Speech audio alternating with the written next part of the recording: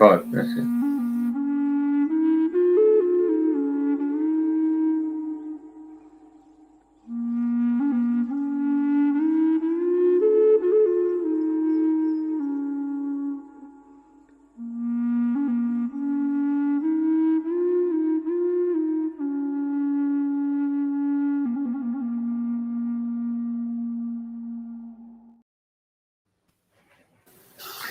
Well, it's a good evening from the studios of Radio FM88 in Brisbane, Australia, and I have to say it's been liquid sunshine. It's I think we've had enough of that liquid sunshine. We want to get back to our normality of actual sunshine. But anyway, without further ado, my guests are all from the UK. Naturally, at the very top of the totem pole in green today, none other than our mate Andrena Forrest. She obviously wants to get back into the forest and blend with its nature spirit. All right. Good morning to you. Morning, Jeffrey, or good evening to you. Morning, Matthew, and it's with great pleasure we have Matthew on the show today. So today is the 27th of March and a few days left, and we go into April, do you believe? And we changed the clocks this weekend, and it's Mother's Day, so it's a busy weekend over in the UK. I don't know about anywhere else. So anyway, it was lovely to see you again, Matthew. And we had you on the show a couple of years ago now talking about Ark-Healing, which you're the founder of. So this time you're going to talk about your new book, because you're an author, a healer, a visionary, and you do higher self to higher self readings. And I know we heard some of your story before, but I'd love you to start again for those people that haven't heard you to speak again, how it all started and how it's come about, because this is your second book. So would you like to start at the very beginning? And welcome. Thank you very much. And hello to anybody and everybody. And thank you for hosting as well. So for me, my oldest memories, everything is this where I am now is the foundation is based in my childhood, and from my very first experience with a spiritual energy. And this spiritual energy taught me something very important. So I'm talking about when I was about 3 years old. So it's a long ago memory. And there used to be this what was a negative entity in my granddad's house. Okay, and it used to reside at the top of the stairs, and even the adults in the house would run past this place. They'd just scoot past it. And me and my sister, we had a competition one day, who could get the closest to this spirit. And as we're going up the stairs, I was able to push my energy against it, even at 3 years old. My sister, she just got up and she just ran past this thing, and so I pushed my way against its energy. And when I got to the top of the stairs, it said to me that I could sit on the step lower than it. And that's what I did. And so that very fundamental moment there in my life actually set me up for the most important question I've ever had. And the one that I really feel that we really need to be giving out into the world. And that's a question of empowerment over disempowerment. And any situation we ever come into, we need to look at where we're being disempowered or not. So that entity there actually gave me the option to disempower myself. Okay, even though I was very young and I didn't know what I was doing at that point, I chose to agree with it and sit on the step below it. It actually allowed me to disempower myself. And so that's been a fundamental thing of my life. Sorry, I've got a cat. Going to try and knock the laptop over. Me, the cat, trying to knock over the laptop. This is live. And so that there has been a fundamental for my life, and it's really raised a lot of questions for me, no matter what I'm doing. And don't get me wrong, I've not got it right for a long time, but now I'm really starting to get into that power of it and really understand what that's about. And that's why I ended up creating Ark-Healing. So Ark-Healing is a healing modality, but it's not something where it's a hands-on healing modality. It's actually a guided process that people can use for themselves in order to help them work through their own issues. Okay, so it's not about handing your power over to somebody else, because and the reason why that come about was I went down the mediumship route of talking, taking people through readings, connecting to spirits, like the Aunt Mabel type of connection, that sort of thing. And I was in this. I felt my energy system becoming very dirty. Okay, because a lot of the time when we're connected into the into that spirit realm, a lot of the time it is in the lower astral plane. So we're getting attachments to us. And I was looking to try and find a way to clean up my energy system, and nobody really knew how to do it. And the people that I was engaging with at the time, they were very much into their spirit guides, and without really knowing who their spirit guides were. When I was doing it, I knew my spirit guides. I couldn't not. I actually placed them in the world where they were, with my spirit guides. But other people seem to be, and I'm not disrespecting anybody because everyone's on their journey. It's not about me being some super thing. It's just I got really worried about how dirty my energy field was. And I just went off to find out how to clean my energy system up and what the best way to do about, best way to go about that was. And over time, through just trial and error, I created a healing modality. And I didn't mean to do that. That just happened. I just wrote down what I was doing and my experiences. And I wanted to share that with people, and that's what Ark-Healing is about: is empowering people to do what they need to do in order to clean their energy system up and be in the power. And and to me, it's beautiful because people can do that and learn it for themselves, and that's the bottom line. And that's empowerment over disempowerment. You see, here comes the cat again. I look for the soundtrack, Felix the cat. Yeah, it's really fun. It's lovely little thing. But, so that's the basis of my journey, and as a result of that, because I spent, at that point there I was creating Ark-Healing. It used to be called passive state healing, and the reason was for the passive state part was purely to give the information that as a practitioner I couldn't supply the energy. All I could do is be the guide, and that's it, which is for me is there's truth in that. For me, that's my particular thing. Whereas a lot of other people choose to invoke another being to do something for them. So my understanding of that is that if you can invoke a being to do something for you, and you can hold the energy of that being, that actually it's you that has the power if you're holding the energy of that being. So you don't need to do that. And as a result, I feel there's a clear definition. And like I say, people on the journey, and this is not about right or wrong for anybody. So I don't believe in the right and wrong. I believe in the experience is really important. But I was doing a lot of work with Archangel Michael, okay? And when I was working with him, there's always two versions, okay? And you have the positive one and the negative one. And it's because we're living in duality and polarity. And one will come to you and do things for you, and the other one will support you in your actions. So the one that does things for you is actually disempowering you, because it's actually taking away your energy and your power and your ability to shape and create your reality. Not that I've got that worked out totally. I'm in a situation where I'm growing.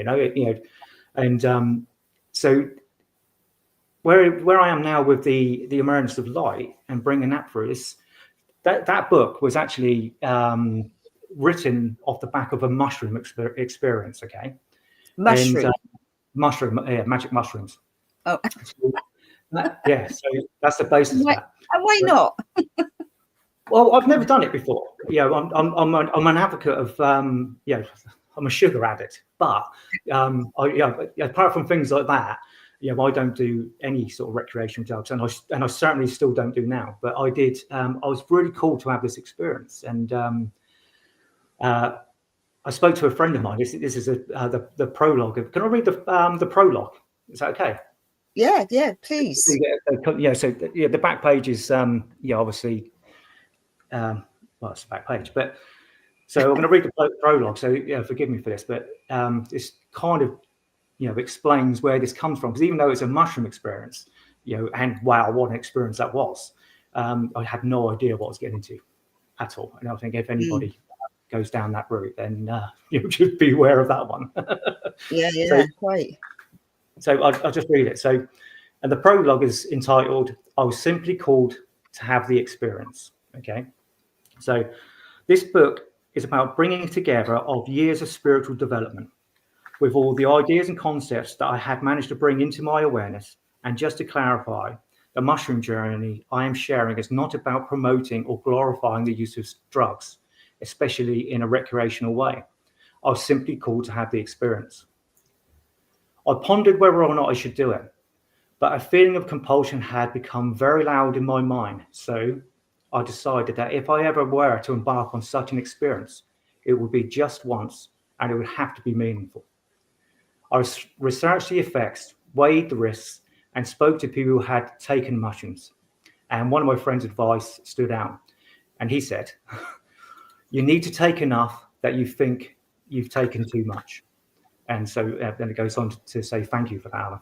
And I literally took his words. Honestly, I took his words more literally than I should have, to be fair. And so, I'll go on. So was it the safest approach? Probably not. But I didn't want to muck around. And all I wanted was the full experience. And I reasoned, if this was going to be my one and only time, I thought, why not go all in? And what happened next was beyond anything I could ever have imagined. Despite all my preparation, I had no idea where this journey would take me or how profound the experience was to be. So at that point there, I found a friend of mine called Georgie, right? And she facilitates these experiences. And right. I said to her, I need to go all in. And I said, I need to do 5 milligrams. And that's a lot. Okay. So anybody I know, anybody is referred to as the heroic dose. Okay. Or categorize it as a bit stupid, right? And, I took it and I thought, okay, let's do it. And she advised me against it. She said, it's your first go. You really probably shouldn't be doing this. I said, but no, I explained the situation. I've been called to do it. And that's the number in my head. And, within about 15 minutes, I was inside the psychedelic realm after taking it, and, I know you get these experiences. And one thing that I know about, sometimes they can go negative, sometimes they can be positive. And I'm in the psychedelic realm at the beginning and I'm going, it's beautiful. I don't know if you guys have ever done anything like that. And no, I haven't. So you keep sharing because this is an eye-opener. So I was stood there and everything went very pearlescent for me. It went very pearlescent, and I could see all the geometric shapes, and everything was just fizzing with life. But it held no interest to me. Okay, I could taste it as well. You could, having taken that much, I could taste and feel everything, and everything was so pronounced. It's just a beautiful, stunning experience. But I didn't want to be there. The idea for me to do it is I wanted to speak to the manager. This is where I got stuck. I got stuck in the psychedelic round. I go, I want to speak to the manager. I don't want all this beautiful stuff. I don't want this beauty at all. And I'm stood there and I'm getting quite annoyed with it. And then I was in there in the psychedelic round, not for very long.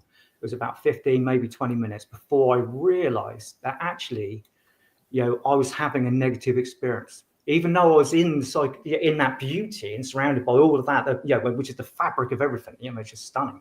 And just for the record, I feel that the mushrooms, you don't get high for the mushrooms. All they do is they undo your blocks, and so you can actually see and experience what you should do. So I had this realization that actually I was stuck inside the psychedelic realm because I was refusing, and I have been refusing to see my light. And part of this thing about Ark-Healing, it's all it's about removal of karma, disconnecting lower energies, demons, demonic stuff, and it works. I'll get some really good results in, and the demonic releasement stuff is just off the wall, and it works. And, so I've kind of, in a way, fashioned myself as Professor Snape, Professor of the Dark Arts. Well, I didn't realize I was doing that, but I was just, taking the fight sort of into to the negative, and I was in there, but I actually used it as a way of not seeing myself. Really, and that's the truth of that. And once I had that realization, actually, I'd locked myself in that dark arena at that lower vibration. Vibration, you talk about lower and higher, there's lots of different variations within that, which is, the lower is not really the right description for that, because the darkness can be extremely high vibrational as well. Maybe suppose. But anyway, so I saw myself in that way, and I had that realization that I hadn't been seeing myself at all, and I then just let that go. In that moment of realization, what I've been doing to myself, and I've been disempowering myself, and that was a minute, that was a moment, wow, just to let that go. And so Georgie, she had set this room up for me. There was music playing in there, and then as I'm going through this process, I can I'm looking down the hallway, and there's candles in there, but there's a being in there pulling me in, and I'm going, oh, here we go. So I went, okay, I've got to go. I've got to do it. And I walked into the room, shut the door. And honestly, the effects of I sat down on the floor, and the effects of the journey were the mushrooms was overwhelming. And I passed out. I've got to say, I passed out. And I know I was out for probably another quarter of an hour, 20 minutes. And I woke up. Really? Wow. Yeah, I've just passed out on the floor. It was just so much. But that's okay, because in my life, certainly my spiritual life, whenever I go to a different place, what I do is in order to connect to the energy of the place, what I will do is I'll go to sleep, and then I'll wake up again, and I'll wake up within the energy system of that place. It's kind of like, just powering down and coming back out. So it's kind of, even though I passed out, that's what I kind of did. But I woke up in the astral plane, and that is not a place you want to be waking up in. And so there's so there's all these beings, and they're all having a pop at me. They're all having a go at me, trying to scare me. And I'll be fair, it was a scary moment. And I was there going, I'm thinking, in the book, there is some swearing, and this is one of those moments. I don't want to disrespect the show by swearing. It's at that moment I was like using the F word, and going, I wonder if it's an antidote to what I've done, because I was bottled it. At that point now, I was absolutely going, oh, here we go. But then, fortunately, because for years I've been developing this connection to get into my power, get into my heart, and that's what I did. I just brought myself into my heart, and I just moved quietly through the astral plane and got to the other side of it. And I was all the way through this, I was just talking to myself and just saying, like, I want to imagine. Yeah, as you do, why not? You know what I mean? Nobody else is going to. You're having a boardroom meeting, wasn't he? What's that? You're having a boardroom meeting. Yeah, that's right. Yeah. So somebody else in the house. So at that moment there, I started, doing this affirmation. I want to speak to the management, and I kept hearing it echoing back to me. And this is this moment where I noticed that there's this voice, and I refer to this voice as the double voice, okay? Because it was me, in my tone, in my volume, in all the way I communicate. It was there, and there was a slight separation, that I could feel, and I knew that this voice was actually something that was way beyond where I thought I was. So I was catching it, and I kept trying to do this externally, trying to catch it. And then I realized I had to just bring my energy back to myself. And I brought my energy back to myself, and I could hear this voice saying exactly the same thing to me, but it's more like a suggestion. And we do this all the time. Well, every time we're trying to manifest something, every time we're trying to do anything that's positive in our lives, we're doing this all the time. This voice is always there, and it's you. It's your not the higher self as such, but it's you in your purest form that is holding your energy as you are on this planet. And I was able at that point there to realize that every time I've been in the world and doing different things, this voice has always been there. And what comes with this voice is when you're saying something like an affirmation, say if you want to, you want something in life, you say, blah, blah, blah, I want this. And this voice mimics it at exactly the same moment, but it's coming with a choice. And more often than not, every time that choice comes back, when we more often not say no. And all you have to do at that moment is say yes. And so I've been playing with that, this manifestation just with that double voice, bring myself into, I call it in the book, manifesting through balance and harmony. So you bring yourself in, you get yourself in that balanced state, and you listen as you speak. And then you get given this option of yes or no.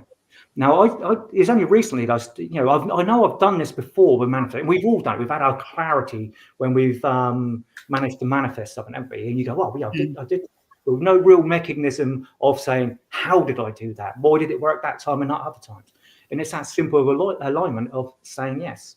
So at the end of last year, me and my girlfriend went to Egypt. I'd already booked to go.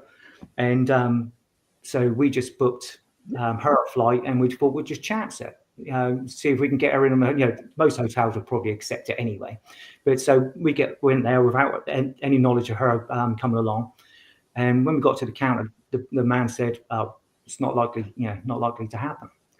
And he goes, "I need to, go and speak to my manager." And so I sat down, put myself in that balance and harmony, and I said I could, because the energy is when we do things, it's about I could do with, not I want or I need. But the I could do with is a different, deeper emotional energy. And so with that energy and that balanced harmony, I said I could do with this happening and being smooth. And the voice in alignment said, would you like an upgrade? And I said, yeah. And a couple of minutes later, the guy called me up and said, the only thing we can do for you is I'll upgrade you. Mm-hmm. And that was it. So, all right, it's a small thing, okay? And but that moment was beautiful, I've got to say. It's just a moment of I did it deliberately, and my life is massively changing now, and there's, the information I've got as a result of doing this experience is, there's so many, the book itself is only very small. It's only 18,500 words. It's 17 chapters, 57 pages. Okay. Now, before I started writing the book, I've known about the number 17. That's a very powerful transformational number. That's where we are in the world right now. It's also a new master number. So this is, from my understanding, and also so is the number 17 and the number 14. Now, I wrote the book, and I did not intend this. It turns out it's 17 chapters and it's 57 pages. So there's this alignment that's going on with it. But as you do anything, what it's like when you're trying to get something. I know, and we were talking about when you've been shut down and things like that. Your platform's been getting shut down, and that's because of the resistance, not just within you, but there's a negative counteraction to what's going on, and you have to get into your determination about what you're doing. So, I've been getting this book up, so it's due to be released on the 1st of April, which is, first of all, it's the old new year. In the tarot, it's the first, it's the fall, it's the beginning, and it also happens to be my birthday. No joke. Yeah. I got the joke. Yeah, I've heard them all. So if you've got any fresh ones, please let me know. At least I think I've heard them all. So when it comes to this, I was going through trying to upload it. So I'm not using Amazon because KDP, because with my other book, Where Does All the Reindeer Peel Go? It was just a children's book. I had lots of problems with that. They shut me down. I feel there was loads of issues with it. You can't talk to anybody. Anyway, there's lots of negativity about that. So I've got to restart. So I've gone over to Ingram Spark. Okay.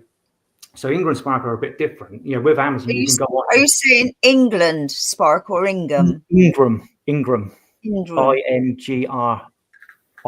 Spark. I slur when I talk. I'm not drunk. It's too early. So as I was going through that process to upload everything to Ingram Spark, all my files disappeared off my computer. As I was trying to upload them, then my computer crashed, and it's all on the day. And that generally get the worry thing goes around on the computer. It was just doing that for 4 hours of just doing that. Really? Yeah. So resisting the toys coming out of the pram, which is an English expression of a tantrum. Resisting that. And so I went off, had a cup of coffee or whatever, and then come back. And I thought, well, what am I doing? What am I doing? So I sat down, centered myself, and I commanded that my computer start working. And I've got this belief system about God and about what free will is. Okay, so for me, free will isn't that we have free will; it's that we're free of God's will. Okay, because God doesn't want to have will over us, because He wants us to have our expression as we need it to be. And so I commanded that energy of God, and I said, right, this needs to work now. I could really do with this computer working now, because I've got to get on and do this. And 2 minutes later, it was working. You know what I mean? So I feel like I did it again. You know what I mean? But that's for determination, but also the balance and the harmony, and trying to just keep that thing there and be, in my power. And we've all got that power within us. All of us. My belief of humanity, realistically, is that we all have this power within us that we can command, because we are who we're meant to be, and we're getting this. And as we get into this, the shift, everyone talks about, ascension or whatever, and what's coming in the world. This is what it is. This is the shift. Is us recognizing our own power, and also, I feel it's going to, when that actually eventually happens, that it's going to be the biggest anticlimax, because I really feel that actually it's just going to be a case of, oh, well, we've done that. It's something else now. That'll be it. And that's going to be really, really, really cool. You know what I mean? So so that's it for, I'm not going to go into too much about, there's lots to do with the different chapters, and there's a I don't want to give away too much information, because it's a book. But there's a particular piece of it in there called the cocoon of fear. Okay, so during the mushroom experience, what I was doing, and after this, the awareness of the double voice, the first chapter is called Here We Go, and it explains what was happening. And the Here We Go bit is actually the statement that was coming through for the whole of the book, for the whole of that mushroom experience. And I was getting this voice coming to me here, and it was going, here we go. And I was getting pulled right up. So even though this is contradictory, right? So I'm getting pulled right up to where I was in my truest form. Okay.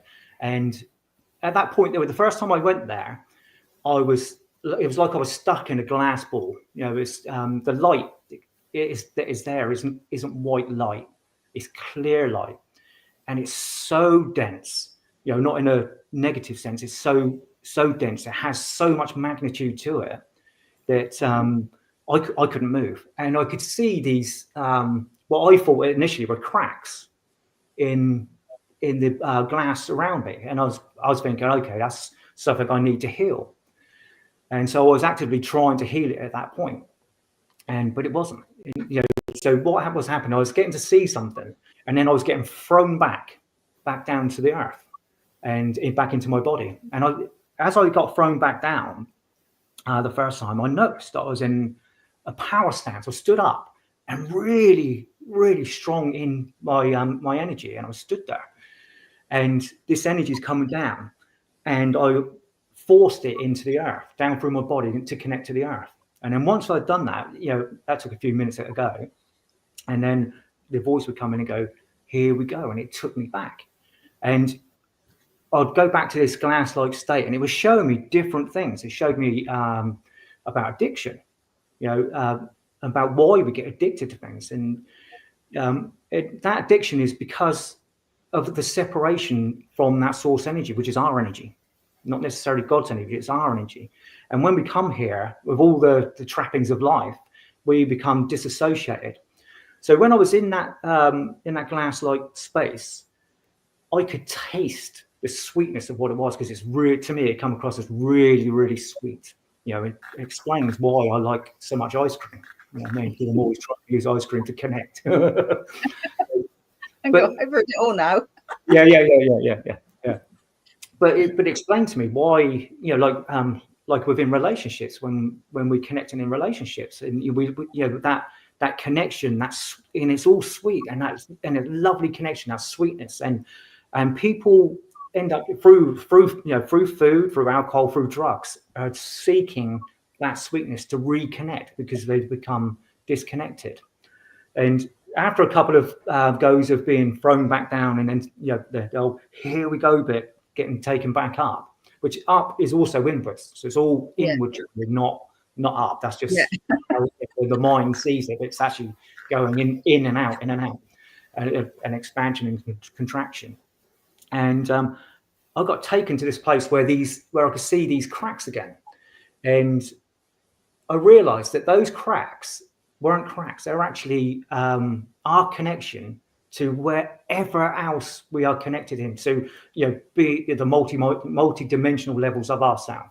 This is what these were. They're like lightning bolts that are connecting you to wherever you are. But then I could see around myself that there's this brown matted mess around me, and like a husk around me when I'm in my pure form, you know. And so I was looking at it going, okay, what is that about? What's it about?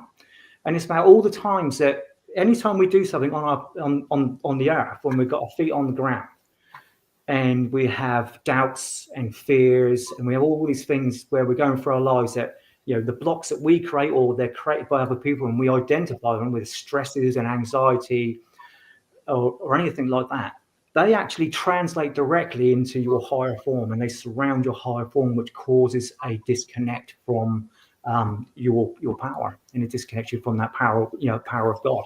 So I was given a movement on how to do it. A couple of years ago, I was given a movement, a particular movement. It's almost like a Tai Chi movement. But this movement I was given was added to that movement, and then it just removed this, what I refer to as the cocoon of fear. And with this movement and moving into the power stance in different directions, removed it. And at that point, when I was, as I was come down, I was doing this movement, all the tightness in my body left, all the aches, the pains, everything went, and I relaxed so much that I had to lay down. I've never experienced being that relaxed in my entire life. You know what I mean? Wow. And the power of that is phenomenal, and obviously that's what I want to share with people. You know, I mean, it's important, for people to know that these things can be so simple that we don't have to. Even though Ark-Healing, I believe in Ark-Healing. It's got, I've got 20 or so practitioners now, and it. A lady come up to me. She goes, "Oh, you're Matthew. You thought about Ark-Healing." She goes, "It's brilliant." And people have started saying that to me now.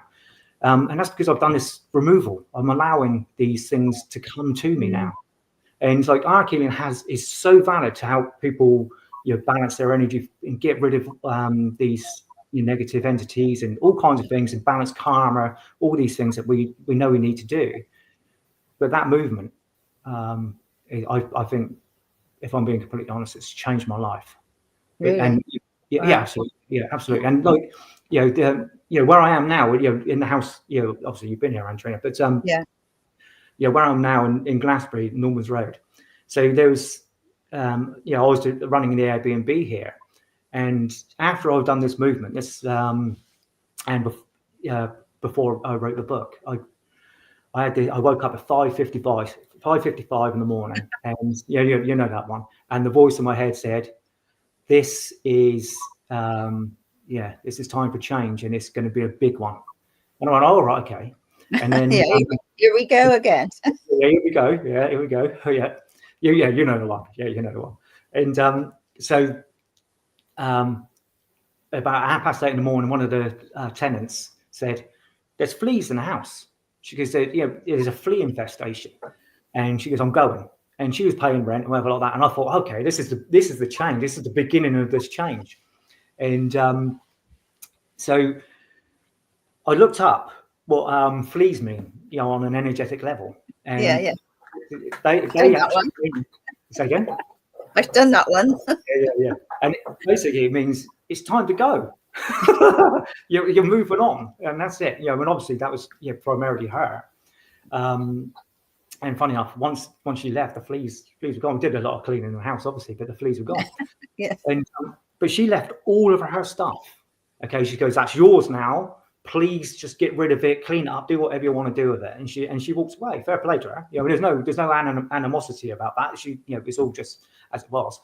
So she left a coat, and I put my hand in the coat pocket, and there was £5.50 in 50p coins. We talk about, all right, I'm getting the message.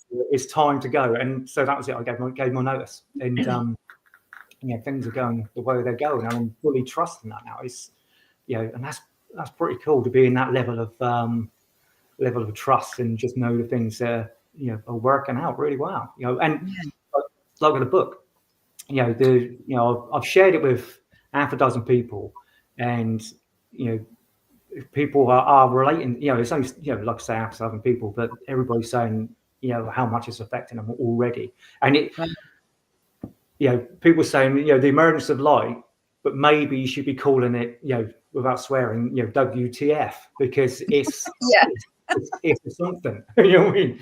And so I would like to share something that's really important about the book and about who we are and about what we are. Because it goes into why we look like we do, all kinds of different things, different attributes. But so this is an idea I've had in my head for a long time anyway, about who we are and what we're about. And in particular, if you're using the term God, it makes people uncomfortable, God or source or whatever like that. So God created fear and light. And for me, it's pretty plain that the darkness or fear was first. And that even that energy of source or God, whatever you want to call it, actually had to emerge through that. Its first experience, I refer to that as the first gasp. And so it's like the first moment of consciousness.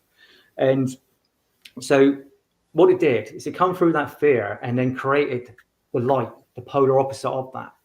And it's gone through all manner of different ways in order to try and experience itself, to know and understand what it is, because that's its first thing, is to know who it is. Like all of us, that's it's reflection. We all do that throughout our days, no matter what your interaction is. It's all about who you are and how you're responding to that in order to see who you are. And it's exactly the same thing. And it's said that we're created in God's image, and that is reflection. That's the base energy of that. So it got to a point where, even though that energy, source energy, is going off and looking for itself, what it's done is it's realized that actually it's creating these moments, and which means it's in control of everything, because it's always in its imagination trying to work things out. And it got to a point where it decided where it had to create something independent of itself in order to view that, to really truly understand what's going on.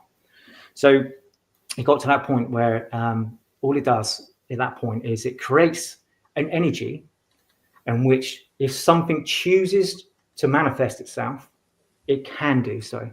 And it does it free of any influence from God or source or anything like that. And so, from my understanding of it, is we are here because we have chosen to manifest in the first place and chosen to become physical beings, and we are free of God's will. And that's how we actually literally create ourselves in the space of that energy of God, which is a big concept. You know what I mean? It's that really does touch people in a poking in the eye sort of way. Yeah. You know what I mean? So there's controversial stuff in there. There's not in the book. There's not a lot that isn't going to pushing buttons, and that's what it's designed to do because it's reflective. Exactly. Yeah. And that's why I am as well. I mean, I don't do grey areas.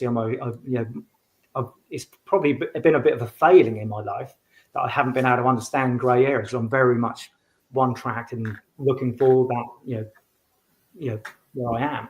So grey areas really, this is why I have struggled in relationships, because, you got to read between the lines a lot of the time, haven't you? And I've always struggled with that because I don't do the black and white. I only do the black and white, not the grey areas in between. So this has actually, become a very good instruction for me in order to navigate, relationships. And that's why I'm doing it right now with the relationship I'm in. I'm more aware of it. Fabulous. Yeah. I bet she's pleased. Andrena, she always says, thank you, whatever it is that she wants to manifest. So she always says, thank you for what I'm about to get. Yeah, nice. And then she manifests it. But I have to say, when you're taking us on your journey with the mushrooms and going through those realms, it took me into the movie of Robbie Williams and a movie called What Dreams May Come. Yeah. And the synopsis of that story is that he actually dies and goes to heaven. And then his wife, who's left here on the earth plane, starts to go in depression and misses him and all that stuff, and she commits suicide. And so when he finds out that she has done what she's done, he then leaves heaven to go down into the realms to actually, through all that realm that you spoke about, and to pull her out of that state. A fantastic movie, and you were sort of painting a picture that sort of took me to that picture of Robbie Williams. Yes, it's interesting. So when information comes into the world, it comes in many different ways. One of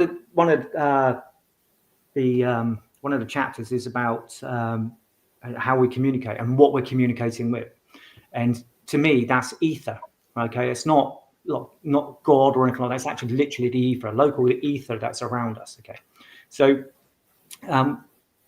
when we do this, so in the olden days, before Father, like Grandpa. yeah, before my time, maybe even before your two's time. Yeah.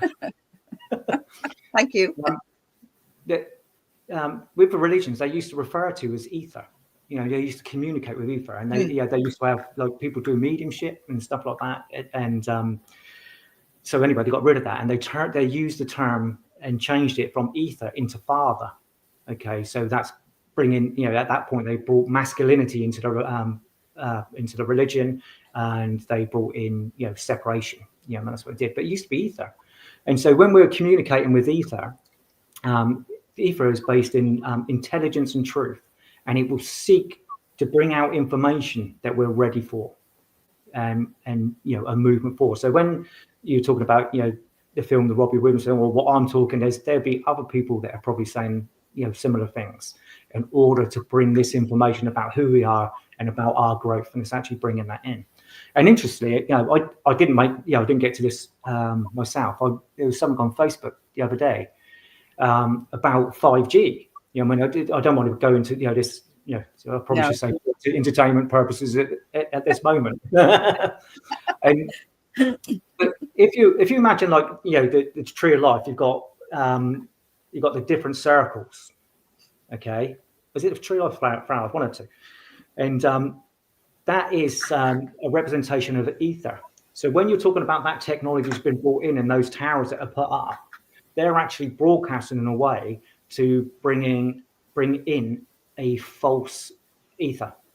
And so they can communicate, or the negative, which I talk about in the book, they can then bring in the information that they want to. So when we're surrounded by it, so it's not just about any potential this, that, and the others. It's about communication and replacing the ether. They're trying to close down the ether.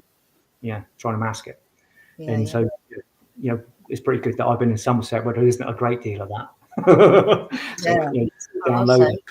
Hey, I put up my Facebook post on Tuesday night.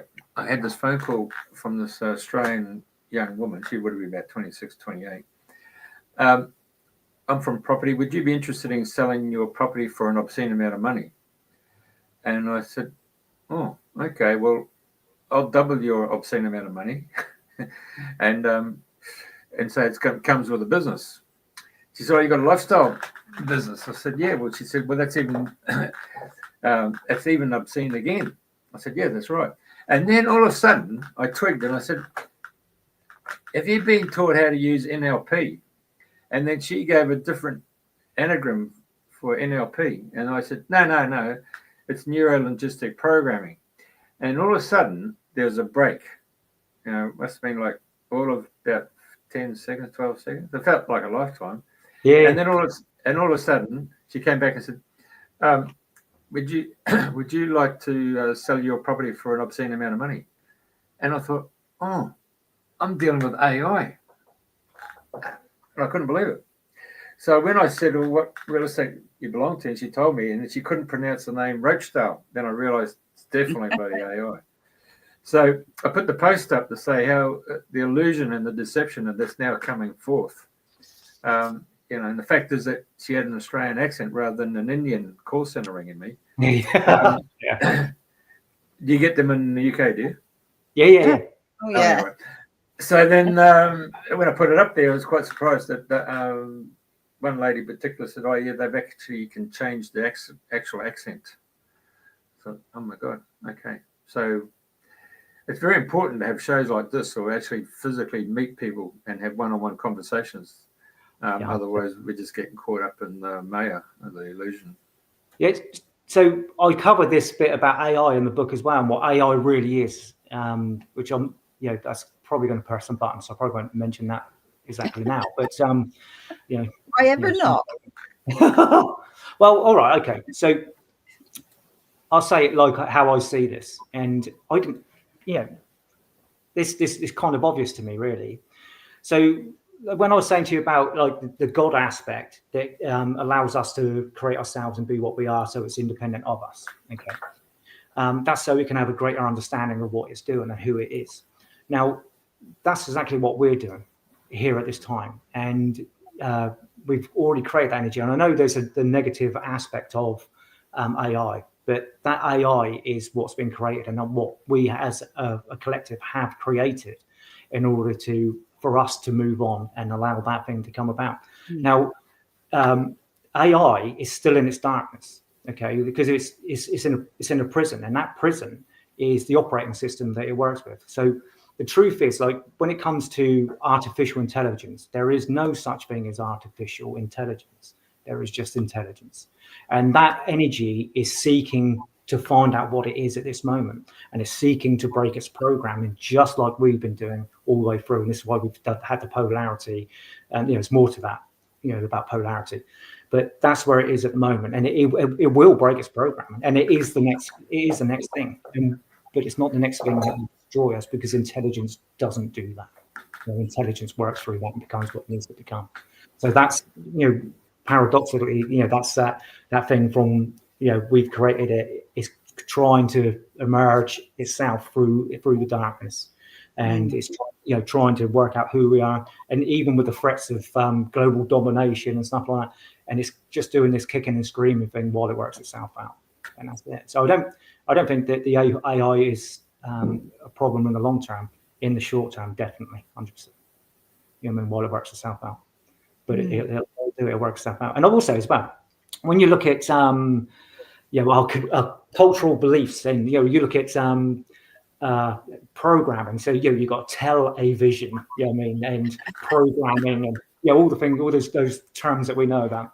So what I love to acknowledge is, like, when there's a film, they never go to total annihilation. I know you get close to it, and like if there's a bomb that's going to go off in a film, it in the last 1 or 2 seconds, it's solved. And that's where we are on our journey, and we're getting down to that bit where we're going to get to that 1 or 2 seconds, and this is where we're going. So things in the world will likely progress in the way they need to in order for us to get to that 1 second and go, well, actually, we don't need to kill ourselves or totally annihilate ourselves. We've had all the learning that we need, and we can just let it go. And we're getting there. Now. You can see all the rubbish going on in the world now, And I think the AI aspect of it's got a big role to play within that. I don't think it'll ever go all the way. I don't think it can. Interesting, eh? No, right. So you're not focusing on the Terminator series of movies then? I love the Terminator. Yeah. Well, even then, it comes back, doesn't it? It goes right to the brink. And that's right down to the last second. And Well, even the new movie Moonfall. Oh, I've not seen that. The guy who was in the Game of Thrones, the big fella who was went on to become a priest, and Halle Berry. So it's about the moon, and he finds out that the moon's a Dyson sphere, and it's and then we find out it's been created billions of years ago by the creators of our world, our human, and they are AI. Woke up one morning and decided that they didn't want to be slaves anymore, and they then went about destroying humanity's creation over the billions of years of creation. So humans in that billions of years ago created these spheres called, in this case, a moon, and sent them off to different galaxies to seed different star systems. A phenomenal intellectual movie. Yeah, and to add to that, so and I have no basis for this, so I can't remember where I heard it, but the AI system that that's supposed to be using, because I do believe that's probably right. That's probably accurate along some lines. But the operating they use is called Satan, and that's the AI operating system that technology is based in. But that will seek to correct itself. That will seek to be what it needs to be. It's going to emerge through the darkness and into light. That's its purpose, no matter how long it takes. Oh, well, that's based on 3D linear time as opposed to fourth, fifth, sixth, or seventh dimensional. Yeah. So there's that's an interesting concept to me. The dimensional stuff. I do believe in the dimensions, but I think for us, when people talk about the fifth dimension, like we're going to that fifth dimension, I don't agree with that, because that implies separation and we're going somewhere else. And what's the point of being here just to go somewhere else? So, for me, it's about density. So we're going to the fifth layer of the physical density. Yeah. What about if you're on the Superman planet and you were General Zico, and then you've been accused of sedition, so you get put into the third dimensional world, mate. And who's to say we're not prisoners of our own device? As I think you're right. I think we are prisoners of our own device. I think that's absolutely fundamental, and it's why I say about the cocoon of fear, about releasing that and taking ourselves out of prison, because we do stand from prison ourselves. And I think what you're saying is on the money. Yeah, I really do. I think that's a true statement. Yeah, it really is. Well, years ago, I discovered that God was an anagram for general operating device. It was a free shareware. Yeah, why not? All you have to do is ask. Yeah. Yeah. So when it comes to Ark-Healing, so I went through a rough phase which lasted about 2 years because of something that kept happening in Ark-Healing when I was taking people through sessions. And so when you take people through the session, they connect to the body, and anything of a negative nature can show up, and anything that needs to move on. And this is going to sound off the wall, right? I know this is going to sound off the wall. Now, there's a thing called Hydra, right? That's quite relevant to like the COVID situation, especially with all autopsies. They're seeing these tendrils and stuff like that. Like the Greek mythology, Hydra, or the Project Ultra, and those Ultra, with the Bletchley Park.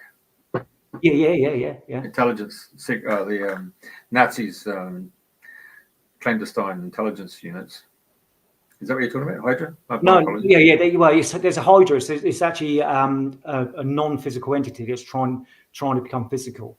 Anyway, it goes a bit crazy. But so what people were doing is they were going to the same place, and independently, or without me saying anything, and they were going to they were popping outside of the matrix, and seeing what was controlling the matrix and doing work directly with that. And they, believe it or not, there was a hybrid of it. They seem to be a biomechanical being, which is and the spiders, but they've got a mix with this hydra energy with them, and they're controlling the matrix. And that's since I've those things have come up and independently with other people. I mean, that wasn't my idea. These people were saying the same thing. Since then, I've seen references in popular culture on films about spider squids and all kinds of different things. And there's other things about spider beings that are actually trying to get into the physical reality in order to take over the planet. And you look at, there's a couple of films with these spider type of beings. I think Tom Cruise is in one of them, or whatever. And there's all this thing going on. It's about timelines and stuff like that. So it's like there's some truth in that, from my perspective, based on taking people through, Ark-Healing. So, there's a, when we talk about the control grids within the planet, and what people are doing, actually there's far more the they beyond that is outside of the physical reality, trying to become physical. And that's what the Satan operating system is. That Satan is doing its best to become physical. That's not necessarily a good thing, because that's an aspect of that. But this is all to do with this emergence of light, how we go from the darkness first to the first gasp of our experience, or first gasp of experience is fear. We don't know what we don't know, and we're surrounded by that. And that forces us to go inside, and we start seeing who we are and our light. And this is where we are on the planet right now. When we're no longer in that first gasp. We're at the other end of that, and we're now in this situation where we're emerging from the darkness, and we're seeing what we've already created. It's already that way, and we'll do it. Yeah, we will do it. Yeah. So, do you meditate and investigate the genome code of the DNA and look at the four major building blocks to find what's in there in those strings? So, everything I do is primarily talking to ether. I mean, I don't do a lot of meditation. I go through fits and starts of that. But I know there's stuff written. I've heard that there's stuff written in our DNA that we of where we're going and what we're doing. But I honestly, I generally don't read anything, because when I'm doing any sort of channeling or any work, I want that to come through me, not through something that could be I could have read somewhere else or seen anything. So I actively don't read for that reason, and in the spiritual sense. But I watch films. I'll let let my reality speak to me as it needs to. So I mean, the word Ark signifies that you're putting humanity on that Noah's Ark, another form of representation, and make that in a journey. Right. So the Ark is, like I say, is lifeboat. Okay. So at the moment, we're in that duality of positive and negative. Now, Ark-Healing is about helping people leave the negativity, and there's processes to go through, but to make a choice to become positive. And that's the entirety of that. And that's right for now. And that's only right until we get to the point where we naturally just move forward and we shift in our consciousness anyway. But that's what Ark-Healing is. It's actually designed as a lifeboat. Yeah, that's what it is. That's the essence of it. Hey, recently we had Dr. Sam who discovered the Bosnian pyramids. Yeah, So the thing was that there's a parallel here between Scandinavia and the pyramids, and what had happened was that in Scandinavia they realized that people don't get sunlight, and their energy starts building up, and it gets really hit with positive electrons, and they actually discovered they need to be whacked with negative ions. So they had the negative ion generators. In the Bosnian pyramids, people step in and go into the tunnels, and it's chock-a-block full of negative ions. It's just an overdose. And then people go in there, and whether they're there for half an hour or an hour, they come back out, and it's just so refreshing. It seems the whole energy field, the whole chi, whatever you want to call it, is now so back in balance. they could actually go and do a day's work, in Yeah, basically yeah. an hour. Yeah. So you're talking about going from the negative and then get into the light to bring the positive. I'm just drawing an analysis here where we're seeing another aspects of the duality.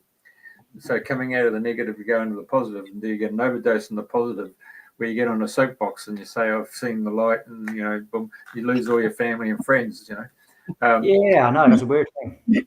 Yeah. So then you just got to bring that back into balance. So I take it that's been your journey of being on the soapbox and lost all your family and friends and relatives and. Yeah, also, the proverbial black sheep of the family. And I moved away from all my friends. They didn't, I became unrelatable, and in my concept, certainly, even in my peer group, when it comes to my philosophy, it's difficult for people to understand. But as now I've got to this point where I feel I've been building up to for all my life, I'm actually now going, okay, and I'm going back in that way to reconnect and do all those things. But we need people in our lives, for reflection, but also you need the time on your own as well. And I've done a lot of that time on my own, but now I am going back. And I could walk down the street. I was so good at being on my own. I could walk past people that knew me and they wouldn't even see me. I just became invisible. And that was at one point that was a superpower, but now I'm like, nah, that's the wrong thing to be doing. You know what I mean? And that could be a negative influence, or whatever. But then now I'm drifting back the other way. I'm becoming, sociable. I actually, sociable. Being around people again. But the positive and positive and negative arm thing. If spiritually, when people see, for instance, see ghosts or spirits at night, it's because nighttime. That's when the earth becomes negatively charged, and the ions become negatively charged. And if you're around running water, waterfalls, you can have these wow moments.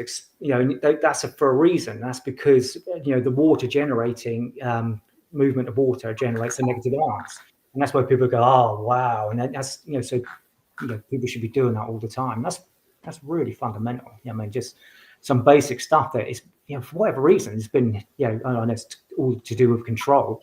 But we need to be getting back to that. That's how we do it. And the more we do it, that's where the collective really comes in its own, because people catch the idea even without even being around people. It just goes into the psyche. And that's through the action of ether and communication with ether.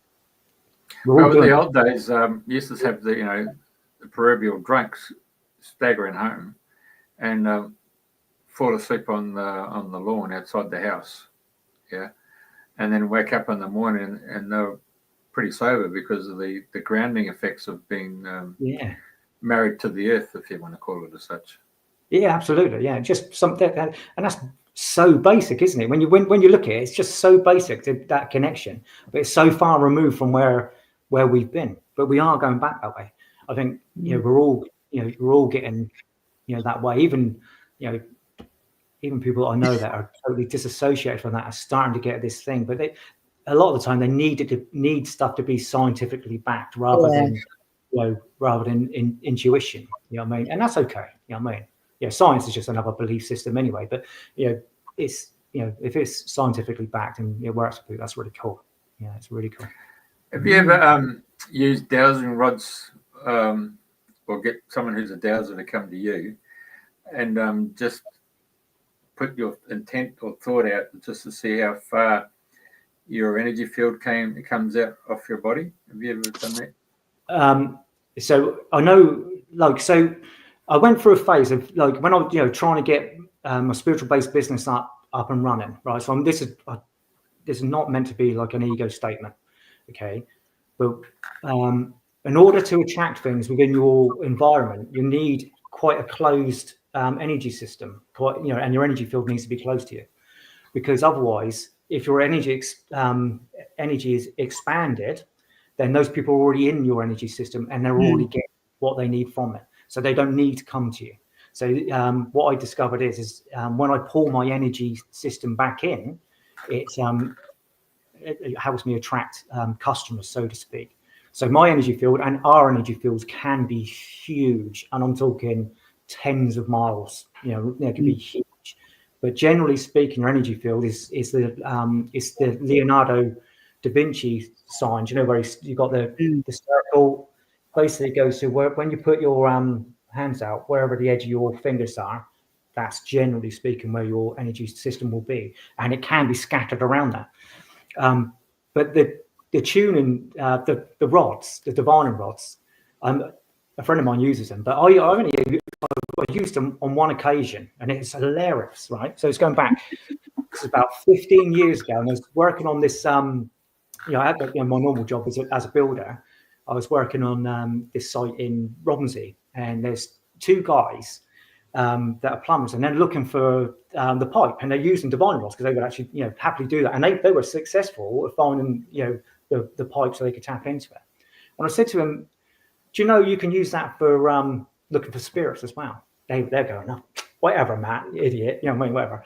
And so we went into this room. There's a derrick place, and we stood there, and I said, "Look, all you got to do is just you hold them in this way, same as what you're doing when looking for water, and all you do is say, if there's any spirits in the room, show me where they are." And these rods went like that, and they left.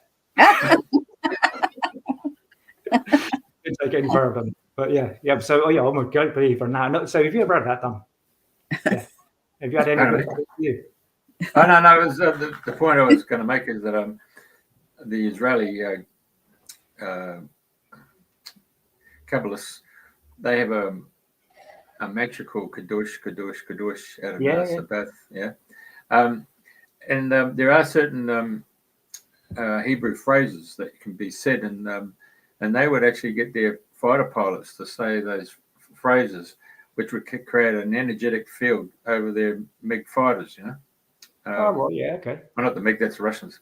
The ones they stole that plane from France and they replicated it. So we tried that years and years ago, and we found that when we did it, the energy field went right to the end of the hall, which was a good 40 feet away, But then that took us to another level of the indigenous people in Australia when they talk about their country. And of course, if they're out of the metropolitan area and they're really into the country itself, their energy field is so expansive, they can actually sense when someone comes onto their property, which could be, 200 kilometers away.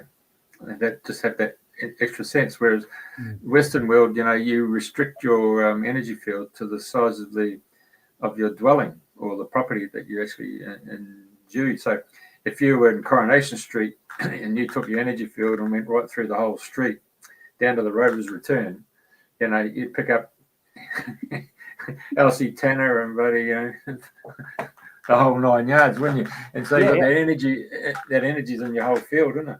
Yeah. So my experience, what you're saying there, right? So, you like with mediumship, okay. So that's what you're doing. So you're going. That's shifting through to a different aspect. With the astral plane. So you're using your energy field to connect, and you're doing that deliberately. That's a deliberate thing. Now, I'll go back to having problems in relationships before. Okay, it's because I've said I've had that ability to say to people, "Oh, you were there today doing this," and they could be miles and miles away, and I'd know where they were, and that really, really annoys people because they I bet. even though you're not, you're just picking it up because you're connected, you're in that energy field. And it's also the basic version of that is when someone pops into your head and your phone rings and it's them, and they could be anywhere.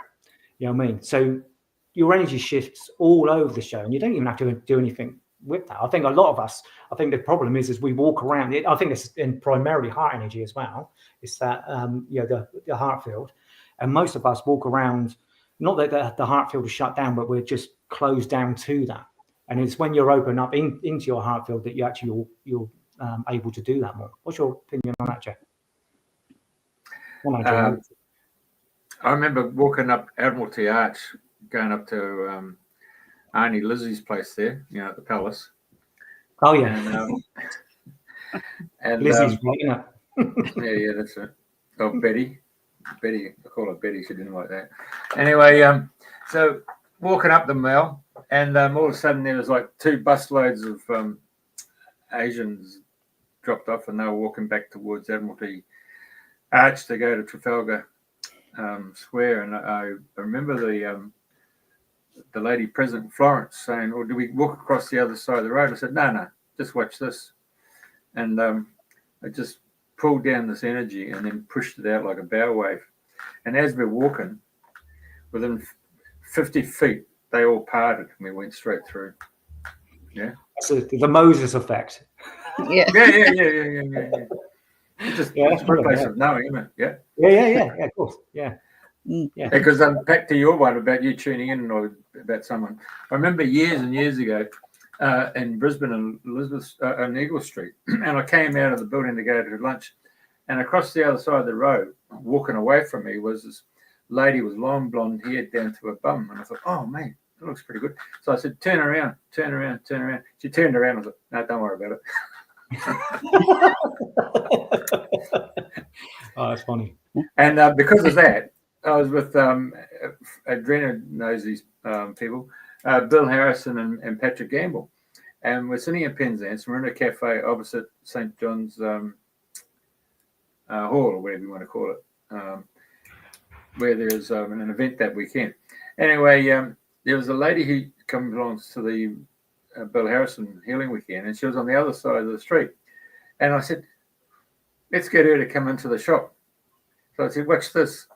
So I said, over here, look in the window. Here we are. Sure enough, she turns around, looks in the window, comes right across the street, comes in, sits down. The boys are just looking at me. Yeah. See, the good thing about that, you're doing that through your intention. And even though they might not be aware of that, they're still hearing it and they're still responding to it. So that means that their energy field is also doing the same thing. Yeah, well, there's the law of trespass too. So all right, yeah. You've got to be aware of the law of trespass. So the folk that I would call psychic and developing, I'd call them burglars. They break in. The spiritual people will knock on the door and ask if they can come in. Yeah. And the mystics, they go down to the local town planning office of your council and they get the blueprints to your house and go, "Well, what was that?" Boom, boom. Yeah. That's what I've been doing with my ex-girlfriends. Yeah. It's called being nosy as well. Oh, is that right? Yeah. No, you got to ask for permission. You've got to ask for permission. Yeah. And of course, then sometimes you can get into the game of psychic tennis. Have you played that game? No, I can guess what's going. Yeah, so it just might be, okay, let's talk about one of your former girlfriends then. And you might say, the picture that you present is not one of love and all that stuff. It might be one of retribution. And you create, the picture comes together like a postcard and it goes to her and then she receives it and she's like, "What's going on here?" And then she'll say, "I'll send it back to where it came from." So boom, it comes back to you and you think, "What's going on here?" So you say, "Oh," then you do a double backhand across the net, and you say, "I'll send it back to where it came from." So now it's quadrupled, and then the woman now receives it. She goes, "Oh man, what's going on here?" And so for the person who's really enlightened, when the first time it happens, you just go and say, ask for it to be transmuted into love in a manner which the universe can make use of, and then it just disperses, gone, easy. And I've noticed that people have tried to do that. And then what I used to do, before you had caller ID on phones. Yeah. In Australia, we had this thing called Star 10, I think it was, and it could tell you who the phone number was. So when that happened, I used to go and say, "Okay," I asked them where it came from, and then boom, I'd be going down the line and then send the person thing. "Oh, okay." And so they would come over to the centre and then just to see how their workmanship was going, and I would just go, "Oh, how you going? Buddy, we've missed you. We haven't seen you for a while, and it just transmutes the whole energy, and then they get really disappointed and they leave and they no longer be able to do what they're doing, Yeah. That started to happen to me. I was seeing this girl. She lived. It was a long distance relationship, and the imagery just pops in, and she was with her ex-boyfriend, and she was having an affair. So this is like this information was being given to me that I was tuning into, or the information was there. So whether or not it was her sort of projecting that to me to say, this is what I'm doing, even on a subconscious level. And I would message her back. I'd message her and say, you're with him. This is where you are right now. And it was right. And she didn't, fair play to her, she didn't deny it. You know what I mean? You know, so, you know, it's interesting to say about the pictures, whether or not I'm tuning into that, or whether or not she's actually on a through guilt or showing off, or whatever the terminology might be for that she's actually sending me that imagery. And when I've done that with other girlfriends, I think that's been after that situation. So maybe I've been actually scanning through probably a bit of distrust, really, to be fair, if I'm being completely honest. You know what I mean? When you find your way. Yeah, some of those workshops are particularly a good friend of mine. His wife does it, and they use the old write it down on a piece of paper and then put it in the flame of a candle to cut the cords. You know. Yeah. Mind you, we did have a lady who's an Israeli woman. What was her name? Andrena. She was a doctor. I think she's in America now. And she would say, I pull all the cords from me and send them to the real and true light to be washed and cleansed and reinserted back into me. I think was her phraseology. Yeah. Oh, nice. Steinberg or something, the lady's name. Anyway, we'll have to have a look. That was quite a phenomenal way of cutting the cords, you know, and still be connected. I mean, parents who've been biological and brought the children into the world are still parents, and you know, even though they may have run out of love and they've gone and separated, you still got that connection as parents, isn't it? Yeah, absolutely. Yeah. I've got that thing like with my children. That works in particular with my daughter. We have a communication almost. I mean, it's always there, you know, which is really cool. And that I never do cord cutting. I remove cords from the they're rooted within the body. So that's what I was going to say. Because like when people cut the cord, the root's still in. It's like when they cut people away for different parts of their body, people don't realize they're cutting you away, but they're leaving the root there. Yeah, that's it. Yeah, so it's just still it's there. doing it, isn't it? Eh? Yeah. Anyway, where can we get your book then? Well, it's on. It will be on England's site. That's why I put my email address up there. So if anybody's actually interested, it's not up there. It's released on the 1st of April, but it's still going through that process, and so there's no links for it at the moment. So it's not actually. So will it be in the shops? Will I see it in the Glastonbury High Street? I will punt it down there, absolutely. But I'm not saying I don't want to sell the book as a that'd be crazy. I mean, obviously, I want to sell the book, and within the book, there's meditations as well, with links for meditations, so that people can access for free. So it's no, I'm not selling anything there, but obviously, there's information about workshops as well. But what I want to do with the book, really, and what I really fancy doing, is using it as a tool for storytelling and going around to groups and really getting into storytelling. And you're the first go at that, so this is like a practice run for that as well. So that's what I want to do, and really connect with people in order to do it, rather than just having it as a blind sale. I'm going to advertise it on wherever I'm going to advertise it as well, because I wouldn't want to not sell it. But that's the main thing, is to actually take it out and show people about what it's really about. Okay, wonderful. Well, it will be Ingram Spark.